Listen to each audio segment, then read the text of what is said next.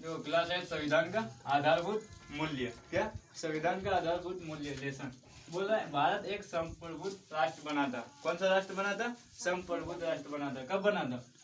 15 अगस्त 1947 को। कब बना था? 15 अगस्त 1947 को ये हमारा देश आजाद हुआ था। और 15 अगस्त को क्या बनाते हैं? स्वतंत्रता दिवस बनाते हैं। फिर बोल रहा है कि भारत के प्रथम राष्ट्रपति कौन थे? तो भारत के जो प्रथम राष्ट्रपति बना था वो कौन बना था? डॉक्टर राजेंद्र प्रसाद। कौन बना था? डॉक्टर राजेंद्र प्रसाद। ठीक है। फिर भारतीय संघ के सर्वोच्च पद है। भारतीय संघ के जो सर्वोच्च पद होते हैं, जो सबसे ज्यादा माननीय पद होते हैं, वो कौन सा पद होते हैं? राष्ट्रपति होते हैं। कौन सा पद होते हैं? राष्ट्रपति होते हैं, है ना। फिर बोला भारतीय राष्ट्रपति का चुनाव किस विधि से होता है?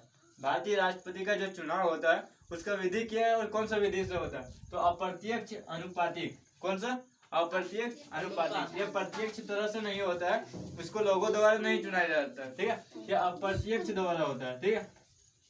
बोला भारत का राष्ट्रीय चिन्ह। भारत का राष्ट्रीय चिन्ह क्या है? अशोक स्तंभ। क्या?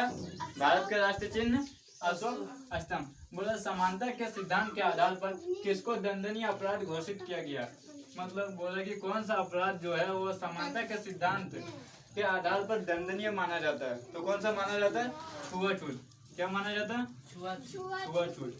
अगर तुम छुआछूत करते हो, है ना, भारत में रहते हुए छुआछूत करते हो तो समानता के सिद्धांत के आधार पर ये क्या माना जाएगा? एक दंडनीय अपराध माना जाएगा, है ना। फिर बोला राष्ट्रपति का कार्यकाल होता है, यानी कि राष्ट्रपति का जो कार्यकाल होता है, काम करने की होता है कार्यकाल, वो कितना होता है? 5 वर्ष। कितना होता है? 5 वर्ष। एक राष्ट्रपति कितने वर्षों तक काम कर सकता है? 5 वर्षों तक काम कर सकता है। बोला भारत का विस्मार्क कहा जाता है। भारत के विस्मार्क को कौन कहा जाता है? वल्लभ भाई पटेल। सरदार वल्लभ भाई पटेल क्या कहलाता है? भारत का विस्मार्क कहा जाता है। फिर बोला भारत के प्रथम प्रधानमंत्री था। कौन था? भारत के प्रथम प्रधानमंत्री कौन था? पंडित जवाहरलाल नेहरू। भारत के प्रथम राष्ट्रपति कौन था? डॉक्टर राजेंद्र प्रसाद। और भारत के प्रथम प्रधानमंत्री कौन था? पंडित जवाहरलाल नेहरू। बोला लौह पुरुष के रूप में किसे माना जाता था? लौह पुरुष के रूप में किसे माना जाता था? तो किसे माना जाता था? वल्लभ भाई पटेल को लौह पुरुष के रूप में माना जाता था। ठीक है। किस अनुच्छेद में भाषण तथा अभिव्यक्ति का स्वतंत्रता था? बोला कि किस अनुच्छेद में भाषण और अभिव्यक्ति का स्वतंत्रता? तो अनुच्छेद 19 में क्या है कि तुम कहीं भी जाकर के भाषण दे सकते हो। ठीक है। सिर्फ भाषण ऐसा नहीं होना चाहिए जिसमें एकता और अखंडता के बीच क्या हो, कोई मतलब उछल पुछल हो, है ना। एकता और अखंडता टूटना नहीं चाहिए। बाकी तुम ऐसे भाषण भारत के कहीं भी जाकर के दे सकते हो। वो कितने अनुच्छेद में है? अनुच्छेद 19 में। ठीक है। चलो कि किस अनुच्छेद के अंतर्गत क्या बोला? किस अनुच्छेद के अंतर्गत सभी नागरिकों का कर्तव्य है कि भारत की संप्रभुता, एकता और अखंडता की रक्षा करे। क्या बोल रहा है कि भारत की जो एकता और अखंडता है उसकी रक्षा भारत के किस अनुच्छेद में दिया गया? तो अनुच्छेद 51 में दिया गया है। कितना में? अनुच्छेद 51 में बताता है कि सभी व्यक्ति को, सभी नागरिकों को क्या करना है? कर्तव्य कि भारत की एकता और अखंडता की रक्षा करे और एकता क्या करे? बनाए रखें।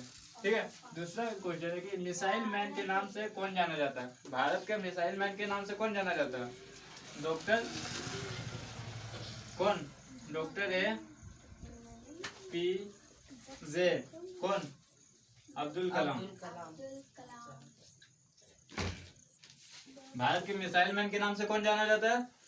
Doctor APJ Abdul Kalam. कौन माना जाता है? Doctor APJ Abdul Kalam. ठीक है। फिर बोला भारत के प्रथम गृह मंत्री कौन थे? तो भारत के प्रथम गृह मंत्री कौन थे? सरदार वल्लभ भाई पटेल। कौन थे? सरदार वल्लभ भाई पटेल। भारत के प्रथम गृह मंत्री कौन थे? सरदार वल्लभ भाई पटेल। और मिसाइल मैन से कौन जाना जाता है? मिसाइल मैन के नाम से डॉक्टर APJ अब्दुल कलाम।